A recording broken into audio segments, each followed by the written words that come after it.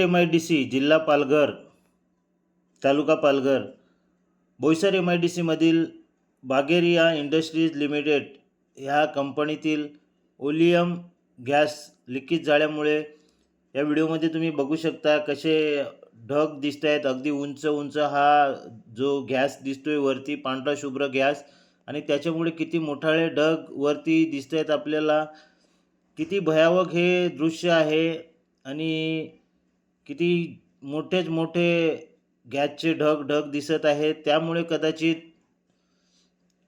कुठलीही हानी होऊ शकते, कारण हा गॅस जो आहे हा वातावरणात पसरणार आणि तोच नागरिकांना श्वसनामार्फत शरीरात जाऊ शकतो. त्यामुळे कुठलीही प्रकारची बिमारीही पसरू शकते.